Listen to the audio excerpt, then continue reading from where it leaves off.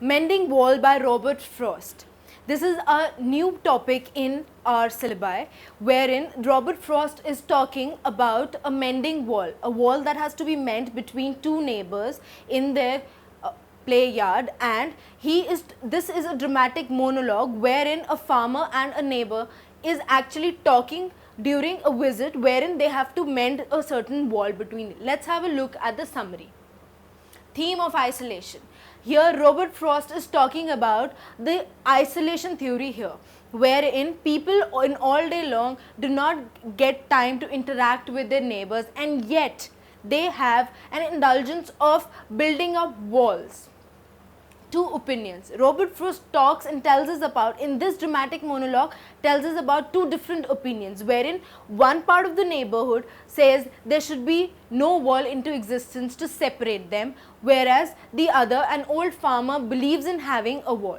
Now let's have a look at the descriptive part of the summary. Lines 1 to 9. The narrator expresses his wonder about a phenomena through these lines that he has observed in nature. He says that he has observed something mysterious takes place in nature which does not love the existence of walls. That something makes the frozen ground to bloat under the wall and topple the stone wall on the boundary of his property. Hence, a gap is created in the wall through which two people can pass together. Robert Frost says that sometimes even careless hunters damage the walls, but he drives them away and repairs the gap. The hunters pull down the stones of the walls. This way, they search for rabbits hiding under the wall to please their barking dogs.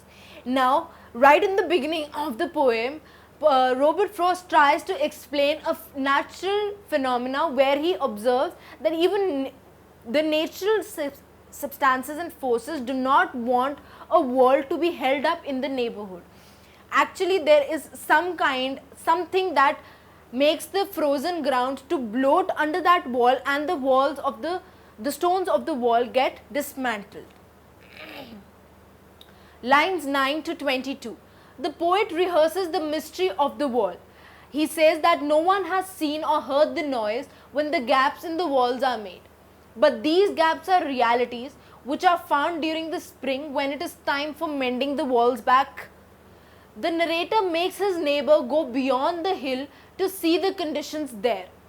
One day the narrator, along with his neighbor, decides to walk along the wall which separates their properties.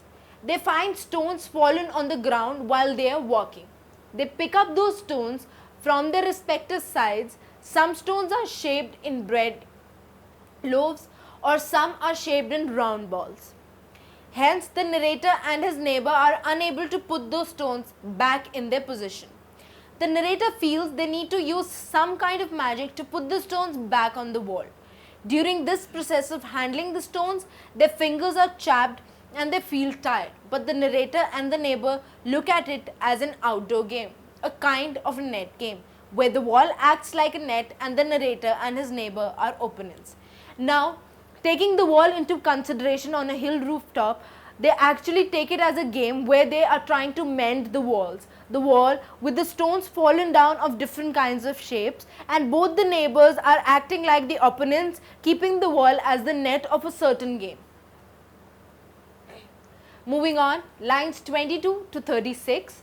The narrator tries to convince his neighbor that the wall is of no need because the narrator has an apple orchard, while the neighbor owns pine trees. He says that the apples that grow in his orchard would not trespass and eat the cones of his pine trees. To this, the neighbor replies, "Good fences make good neighbors." Now here, the author is actually trying to pull up his opinion that there is no need, that practically there is no need for a wall to separate two different stances, because the neighbor, the author actually has an apple orchard where won't affect his pine trees at all. But in return, the neighbor replies that good fences make good neighbors. He does not agree to author's opinion. The narrator is not sure whether he can put an idea into the neighbor's mind, the idea why good fences are required to keep cows at bay. If there are no cows, fences are not needed either. The narrator tells that if he has to ever build a wall, he will ask himself whom he will be protecting by constructing a wall and whether the wall will offend anyone. He believes that there is something that does not love walls and wants it to be pulled down. The author actually tries to explain or tries to put it into the neighbor's head that these walls actually here, good fences make good neighbors, meant when there were cows around and did not enter each other's area. But when there are no cows, then there is certainly no practicality of having a wall to separate the fences. Excuse me. Lines 37 to 46. The narrator tells his friend that he believes some non-human entity like elves break the walls. The elves are tiny supernatural beings from folklore and myth.